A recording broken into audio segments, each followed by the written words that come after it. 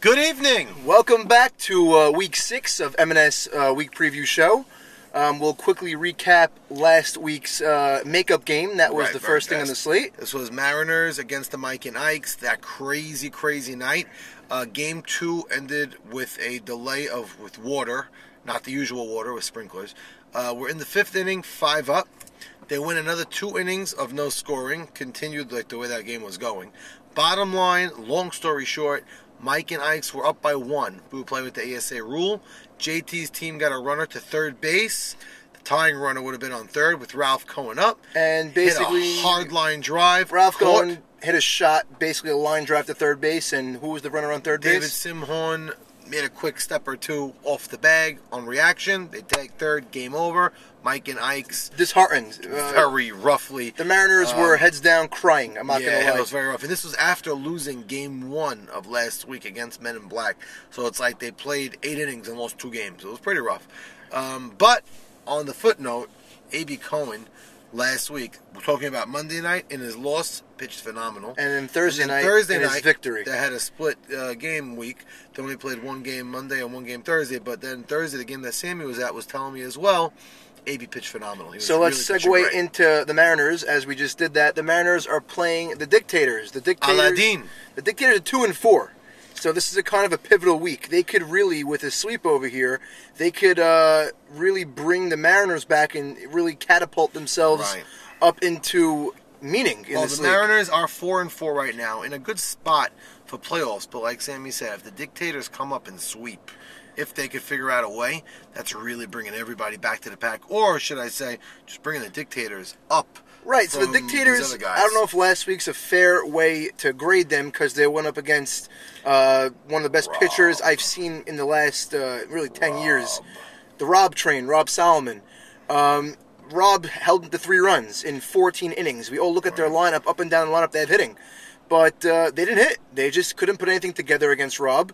And they're going up against a really good pitcher again this week in A.B. Cohen. Right, they're seeing him back-to-back. Max saw A.B. Monday night. He said he pitched great in the loss. And I saw him Thursday night where he looked great in the win. So A.B.'s hitting his stride at the right time. They're 4-4. The other team's 2-4. And I really see the Mariners coming out strong game 1. Truth is, the Mariners have a chance here. I mean, don't get me wrong, Maurice Haber has been pitching good, but he's not Rob, and he's not Ike Mavora, and he's not A.B. Cohen. Or even Maxie Deed, for that matter. Right, so, I mean, Maxie Deed's team is not indicating as good a pitcher he is. They're 1-5 or 1-6. Yeah, but Max has been pitching better than the record. But they say, truth is, I never even saw that team yet. But if you could knock a team without a pitcher down in the standings to, let's say, 2-6, that could be tough for them. I mean, they got a great lineup, and I do think their lineup's going to win them games. Salim, Jimmy, Maurice, Avi, it's going to win them games. Haas, right? They got a lineup, and from what I saw Maurice pitching well. And if he wants to give the ball to Jack, a game here and there, Bawabe, he was my pitcher during the regular season this year. He's got a lot of good stuff in him as well. So they could be a team. So fast forwarding now to Listen, also, wait, hold before you say that. I know Maurice Haber, when he was walking off the field after he got swept, it was very interesting. Their heads were up. They weren't down on themselves. They look at their team. They look at themselves. They know they have it in them.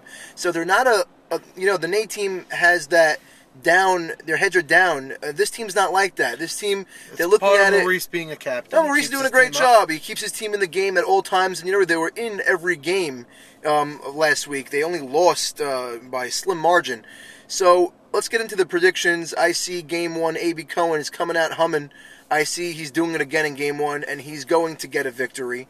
And in Game 2, I see the bats of the Dictators waking up a little bit, getting some punch, and it's not going to be too little too late. They're going to get the victory. I'm calling a split. I'm going to agree, and I'm also going to agree the way it happens, because I feel like the Mariners, who've been playing a very good defense, too. They're playing very strong. Surprisingly, because you look at their team defensively, you don't get blown away. Right, we thought it was going to be a problem, but Ralph's holding his own at short, and Shrem at third, Jackie in center, obviously, and the rest of their guys. So Barsano's making great plays at first. Yeah, so they're doing a good job. But I do agree with Sammy. I see the Mariners coming out, playing great Game 1, and I see him settling, being happy they got a win, and Maurice is going to rile his troops up.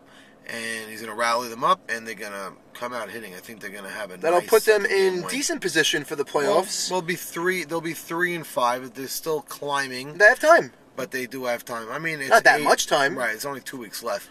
You want to end up at least at 500 or a little bit above 500. Playing that split game every week doesn't hurt. But when you get swept like they did, you got to usually come back with something strong. If it's not this week, maybe next week. So I'm calling a split. You're calling a split. Calling a par of call, but we'll do it. We'll see what happens, and we'll get into the next games. The next segment. Obviously, as all weather permitting, keep in touch following to see, because the weather could be a little tricky. Hoping we get the games in. Looking forward. Can't wait to see everybody.